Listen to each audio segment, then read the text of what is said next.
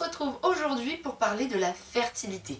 On va parler des femmes, on va parler des hommes, des différents facteurs qui peuvent altérer la qualité de la fertilité, mais aussi et surtout des choses qu'on peut mettre en place pour la booster. Mode de vie, nutrition, micronutrition, fonction thyroïdienne, je vais tout vous expliquer. Pour commencer, je voulais vous donner quelques chiffres. On estime qu'environ 30% des couples rencontrent des difficultés pour concevoir. Un tiers du temps, les difficultés viennent du corps de la femme, un tiers du temps de celui de l'homme et un tiers du temps, les raisons sont mixtes. Pour les couples qui n'ont pas de troubles de la fertilité, il va falloir en moyenne 7 cycles pour arriver à concevoir. Et pour 27% d'entre eux, il va falloir 1 an. Faire un bébé, ça prend du temps. Pour finir, évidemment, l'âge influence aussi le pourcentage de chance. Lorsqu'on a 25 ans, on a 25% de chance par mois de tomber enceinte en faisant l'amour 4 fois par semaine. À 35 ans, on tombe à 12%, à 40 ans, on tombe à 6%, et enfin, à 45 ans, les chances sont quasi nulles. Pour autant, quelle que soit la situation dans laquelle on se trouve, il y a toujours des moyens d'optimiser notre fertilité et ça, c'est ce que nous allons voir tout de suite. D'abord, il faut connaître les facteurs extérieurs qui peuvent altérer la fertilité. En 1, il y a bien sûr le tabac. Les fumeurs vont mettre environ 2 fois plus de temps à concevoir. Dans les trucs qui se fument, il y a aussi le cannabis, qui lui entraîne une baisse du volume et de la quantité des spermatozoïdes et une diminution de la taille des testicules. La bonne nouvelle, c'est que ces effets sont partiellement réversibles en 4 mois. Chez les femmes, c'est pareil, les études montrent que le THC va diminuer drastiquement le nombre d'embryons viables. L'alcool en excès, c'est-à-dire au-delà de 8 verres par semaine, nuit à la qualité des ovules et réduit la production de spermatozoïdes. La caféine, pareil, on parle d'excès, au-delà de 300 mg par jour, tout compris, donc avec le café, le thé, le maté, les boissons énergisantes. Pour celles et ceux qui adorent ça, vous pouvez continuer d'en boire, mais essayez d'être raisonnable, 1 ou 2 tasses par jour. Pour vous, messieurs, tout ce qui augmente la température de vos testicules est à éviter, notamment l'ordinateur portable que l'on laisse poser sur ses genoux pour travailler, même sur un coussin d'ailleurs. Je ne sais pas si vous avez vu la température du coussin quand on a bossé quelques minutes sur l'ordinateur. Ça va aussi fonctionner avec les portables qu'on laisse dans la poche de nos pantalons qui produisent de la chaleur et en plus qui émettent des ondes. Les pantalons et les sous-vêtements trop serrés sont aussi à éviter. Enfin, les perturbateurs endocriniens jouent un grand rôle dans la baisse de la fertilité humaine.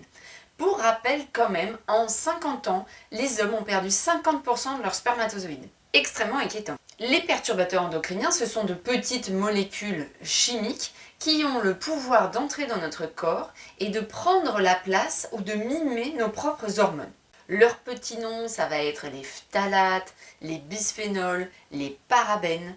On va les retrouver majoritairement dans les produits en plastique. Il faut savoir que ces composés migrent avec la chaleur.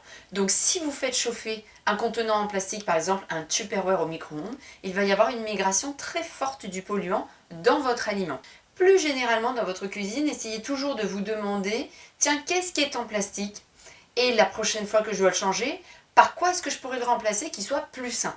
Ça peut être le cas des spatules que l'on utilise pour retourner les aliments dans la poêle. Vous savez, des fois, elles sont même un peu fondues au bout. Ça veut bien dire qu'on en a ingéré une partie. Le cas des bouilloires aussi, puisque là, on fait chauffer de l'eau à très haute température dans du plastique, les planches à découper, le cellophane. On retrouve aussi des perturbateurs endocriniens dans les cosmétiques ou dans les produits ménagers. Le plus simple, à mon avis, c'est de vous servir de petites applis qui sont bien faites. Notamment, il y a celle de l'UFC Que Choisir qui est gratuite, qui s'appelle Quel produit, qui vous permet de scanner un peu tous les produits de la maison et de vous rendre compte s'ils sont sains ou pas. J'oubliais, dans la catégorie des produits ménagers, il y a aussi ce que l'on va nommer les biocides, c'est-à-dire qui vont tuer les bactéries. Il y a des marques qui sont spécialisées là-dedans, notamment Sanitol, mais il n'y a pas que. Traquer en permanence la moindre petite bactérie, la moindre petite particule de vivant pose un problème pour la santé humaine. Notez bien que biocide, ça veut dire qui tue la vie. Et c'est absolument ce qu'on va essayer d'éviter durant cette période. Maintenant, on arrive à tous les facteurs internes qui influencent la fertilité. Tout d'abord, l'excès de glucose dans le sang, une glycémie élevé, va provoquer chez la femme une altération de la production des hormones, ce qui va complètement perturber la production des oestrogènes et de la progestérone. Chez l'homme, cela va provoquer une oxydation importante, ce qui fait vieillir les spermatozoïdes prématurément. Qu'est-ce qui fait que notre glycémie est haute? D'abord, l'alimentation, l'excès de glucides dans l'alimentation, sous forme de sucre évidemment, les confiseries, les bonbons, les viennoiseries, mais aussi sous forme de féculents, de pain, de pâtes, de riz, de frites, de pommes de terre.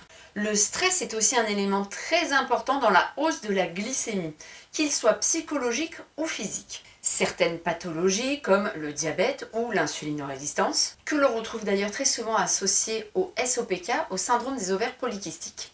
La prise de cortisone augmente aussi la glycémie, ou le manque d'activité physique. Cet excès de glucose circulant peut aussi nous amener à être en surpoids ou à être en obésité, ce qui va rajouter une difficulté supplémentaire. Notre masse grasse, lorsqu'elle s'est trop développée, finit par agir comme un organe. Elle produit elle-même ses propres hormones, ce qui va totalement perturber le fonctionnement hormonal global. Donc, s'il y a des excès glucidiques dans l'alimentation, on essaye de limiter, on privilégie plutôt les index glycémiques bas ou modérés, on essaye de manger beaucoup de fibres au repas parce que ça fait baisser la glycémie globale. On essaie de diminuer son stress parce que non seulement il a un impact sur la glycémie, mais en plus, lorsqu'il est chronique, il provoque un dérèglement hormonal et une diminution de la production des spermatozoïdes. Au fond, quand nos corps sont dans cet état de stress intense, on peut émettre l'hypothèse qu'au fond, ils nous protègent en ne nous permettant pas de concevoir. Dans ce contexte, un bébé serait peut-être le stress de trop, en tout cas du point de vue de notre organisme.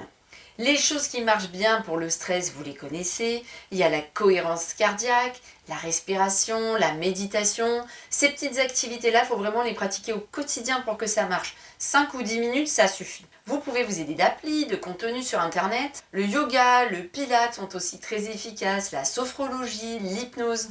Peu importe, mais si vous avez un terrain stressé, anxieux, dites-vous bien que c'est indispensable. Le sport, on en parlait juste à l'instant, mais au-delà de réguler la glycémie, il va aussi booster la production de testostérone et la qualité du sperme. Attention néanmoins aux pratiquants de vélo. Les études montrent que ceux qui font beaucoup de vélo ont beaucoup plus de spermatozoïdes anormaux. L'idéal serait de pratiquer une activité sportive 3 ou 4 fois par semaine. Dans la nutrition, au-delà de faire attention aux excès glycémiques, il est hyper important d'avoir un apport en protéines suffisant, aux alentours de 1,5 g de protéines pures par kilo de poids et par jour. C'est-à-dire par exemple pour une personne de 70 kg, manger 105 g de protéines par jour. Je parle bien ici vraiment seulement de la protéine. Pour vous donner un petit exemple, dans 100 g de viande, de poulet ou de viande rouge, il y a 30 g de protéines. Vous trouvez facilement sur internet les tableaux de teneur en protéines des aliments. Mais pourquoi c'est si important? Parce que les protéines contiennent des acides aminés et eux sont indispensables à la méthylation de notre ADN, entre autres à la division cellulaire. Bien sûr et comme toujours, les végétaux doivent représenter la moitié de votre assiette car ils contiennent des antioxydants hyper importants pour la préservation de la qualité des spermatozoïdes de l'homme et ils contiennent également toutes les vitamines de la fertilité, mais ça on va y revenir.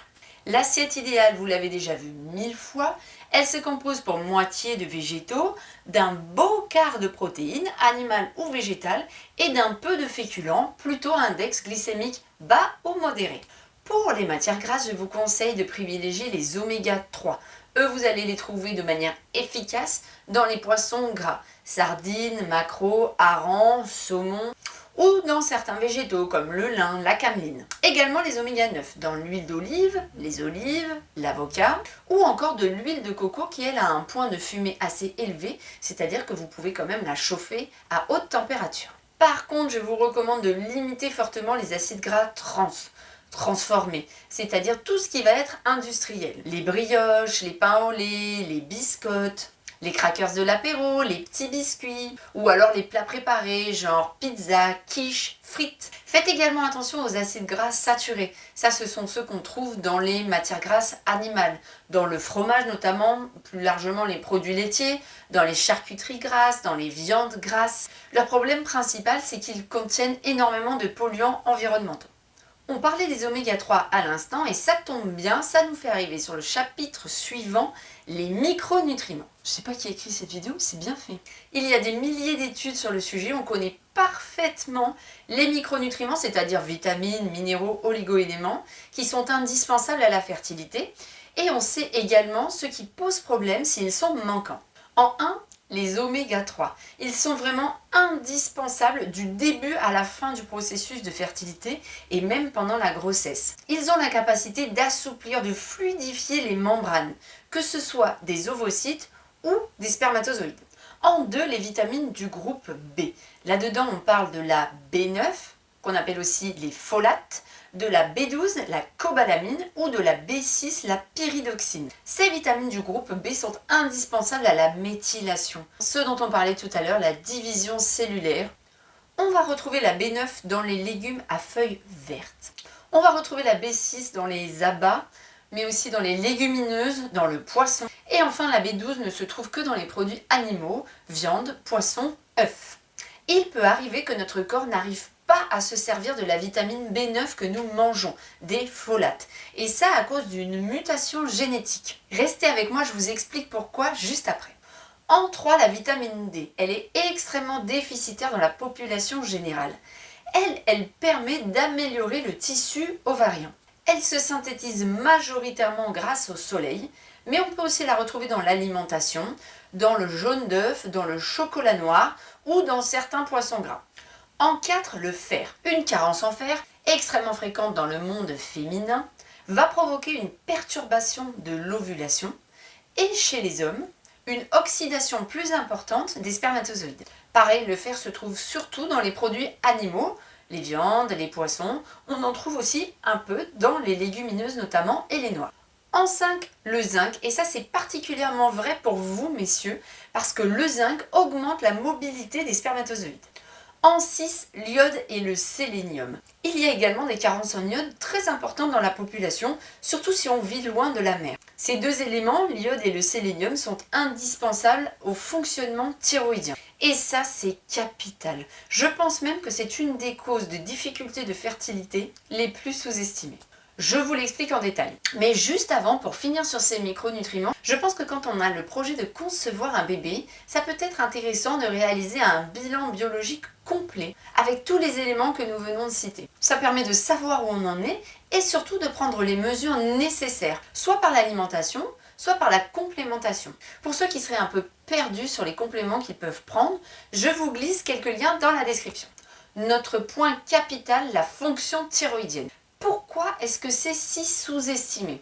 Parce qu'en France et plus largement en Europe, lorsqu'on investigue sur le fonctionnement thyroïdien, on va aller mesurer la TSH, le taux de TSH dans le corps. En France, la norme va, selon les labos, de 0,4 jusqu'à 4,7. Sachant qu'au plus on est haut, au plus la thyroïde est ralentie.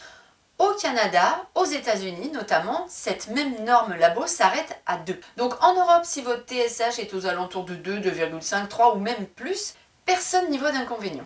Pourtant, c'est un fait, votre thyroïde a déjà ralenti. Et la plupart du temps, c'est tout simplement parce qu'elle manque des micronutriments qu'elle adore, l'iode, le zinc, le sélénium ou le fer. Cette thyroïde a une influence très importante sur notre système reproductif, que l'on soit un homme ou une femme. Elle intervient dans la maturation des ovules et dans la qualité du sperme.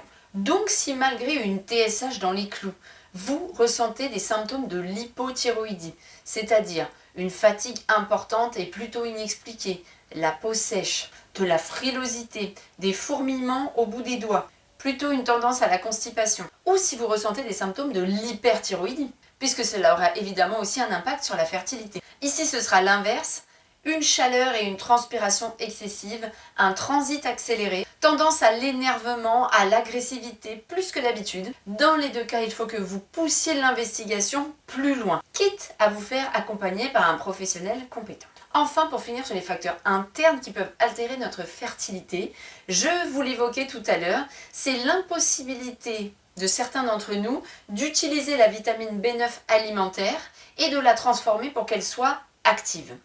Cette mutation génétique s'appelle MTHFR. Elle est beaucoup plus fréquente qu'on ne le pense.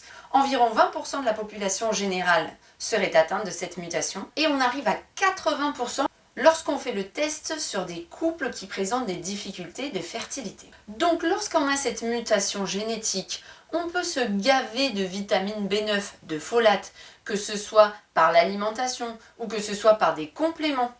Ça ne changera rien, votre corps n'aura pas la capacité de transformer les folates, la B9, en méthylfolate, la B9 active et utile. Cette mutation génétique peut se rechercher avec le concours de votre gynécologue. Sinon, vous pouvez aussi bypasser la dysfonction en prenant directement en complément les formes actives des vitamines, c'est-à-dire les méthylfolates, mais aussi la méthylcobalamine, la vitamine B12 active. Pour conclure, concevoir un enfant prend du temps. Et il ne faut pas négliger toute cette phase d'avant-grossesse, même si c'est un moment où on a tellement envie de concevoir cet enfant. L'idéal, c'est de nous donner ce temps pour remettre notre corps au top niveau, en lui donnant ce qui est nécessaire, en cherchant ce qui lui manque, en s'occupant de lui avec un mode de vie qui lui convient.